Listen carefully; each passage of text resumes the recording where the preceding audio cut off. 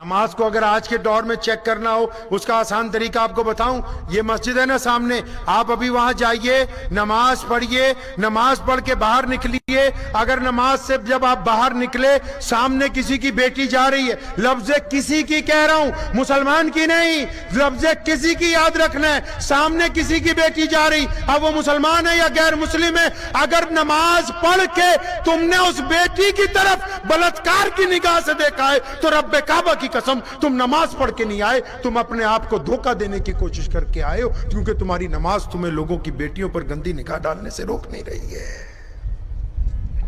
کبھی پڑھو تو صحیح قرآن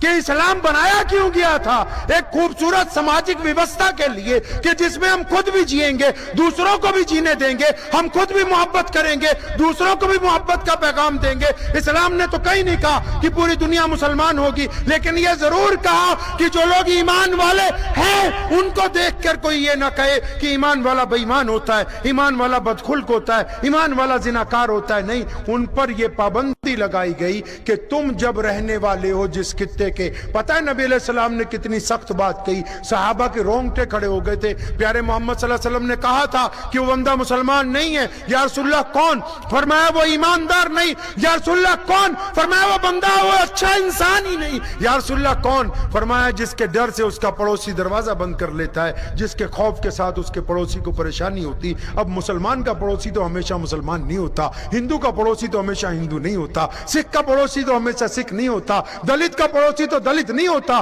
ہمیشہ کسی جینی کا پڑوسی تو جینی نہیں ہو سکتا۔ جو اپنے پڑوسی کے ساتھ نفرت کرتا ہو وہ جس حد تک چاہے خدا کی عبادت میں اپنی جبین جھکاتا رہے، لیکن خدا اس وقت تک راضی نہیں ہو سکتا جب تک کہ اس کے کارناموں سے اس کے قریب میں رہنے والے بندے راضی نہ ہو جائے۔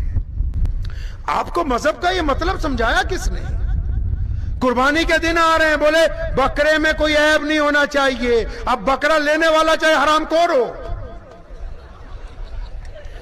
بکرا خریدنے والا بے ایمان ہو، بکرا خریدنے والا اپنی بہن کا حق مار جائے، بکرا خریدنے والا اپنے ملازم کو تنخواہ نہ دے، بکرا خریدنے والا اپنی بیوی کے منہ پہ تھپڑ مارتا ہو، بولے یہ حرام خور ہو تو چل جائے گا، بکرا حرام کا نہیں ہونا چاہیے۔ نہیں، جس مال کے ساتھ بکرا خریدا جائے گا اس کا بھی حلال کا ہونا ضروری ہے۔